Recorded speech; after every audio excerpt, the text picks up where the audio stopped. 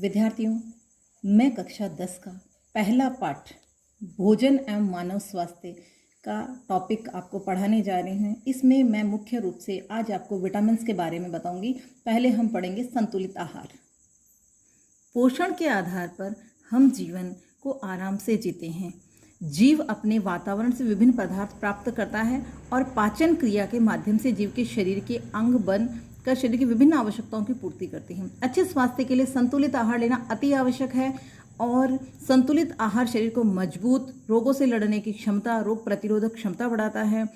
संतुलित आहार हमारे दिमाग को तेज करता है। स्वस्थ भोजन के अभाव में हमें थकान महसूस होती है, कई प्रकार के रोग हो जाते हैं। हमारे भोजन के अंदर कार्बोहाइड्रेट, प्रोटीन, वसा, खनिज लवण, विटामिन एवं उचित मात्रा में जल उपलब्ध होना चाहिए और इसमें रेशे भी होने चाहिए। संतुलित भोजन वह भोजन होता है जिसमें सभी आवश्यक पोषक उपलब्ध हो।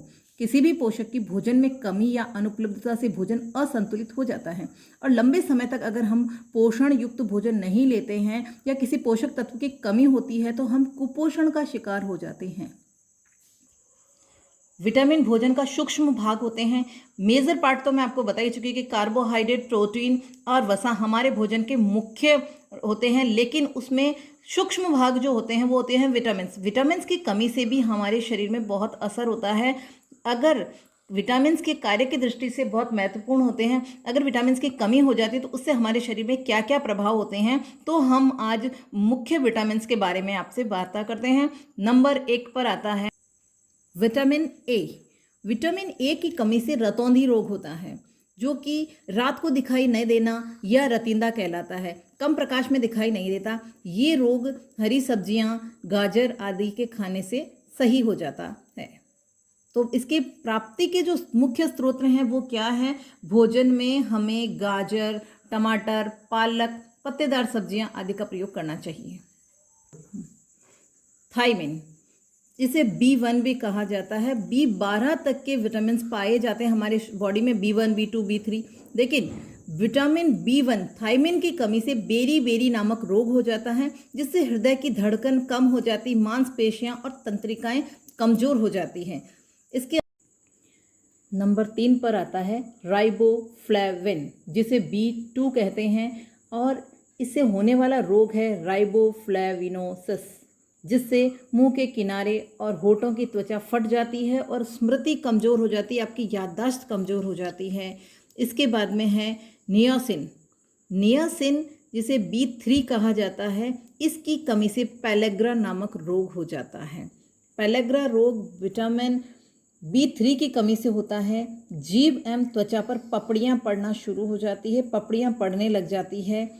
इसके बाद में आता है एस्कॉर्बिक अम्ल, जो विटामिन C की कमी से होता है और इससे स्कर्वी नामक रोग हो जाता है। मसूड़ों से खून आना, त्वचा पर चकत्ते बनना, ये सब कारण इसी के हो जाते हैं। इसके बाद में है कैल्सीफेरॉल, विटामिन D की कमी से होता है। रिकेट्स रोग के अंदर पैरों की हड्डियां मुड़ जाती है और सी जैसा हल्का सी जैसा कर्व आ जाता है। घुटने एक दूसरे के पास में आ जाते हैं और टखने भी पास में आ जाते हैं। इस प्रकार से अस्थियां मुड़ जाती है, ऐसी शेप बन जाती है। इस तरह से मुड़ जाते हैं, घुटने और टखने मिल जाते हैं। अब मैं आपको इसको याद करने की अच्छी सी ट्रिक बताती हूँ, जिससे आपको तुरंत याद हो जाएगा। रथ एक टॉफ़ी, मतलब हमने रथ की एक टॉफ़ी ली है, बाजार गए थे, रथ की एक टॉफ़ी लेके आए हैं। ओके, रथ एक टॉफ़ी। अब ये विटामिन से कैसे कनेक्ट है वो मैं आपको याद कराती हूँ। सबसे पहले हम अल्फ़ाबेट लिखेंगे, A, B, C, D, E और K। ये विटामिन है, ठीक है। विटामिन ए का नाम है रेटिनॉल, विटामिन बी का नाम है थायमिन, विटामिन सी का नाम है एस्कॉर्बिक अम्ल, डी का नाम है कैल्सीफेरॉल और ई का नाम है टैकोफेरॉल और के का नाम है फ्लीक्वानोन। तो रेटी का र लिया है, थायमिन का थ लिया है, जिससे बना है रथ।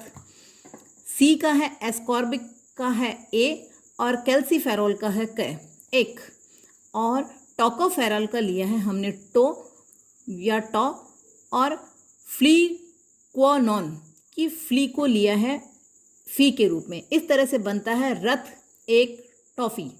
Okay, thanks for watching.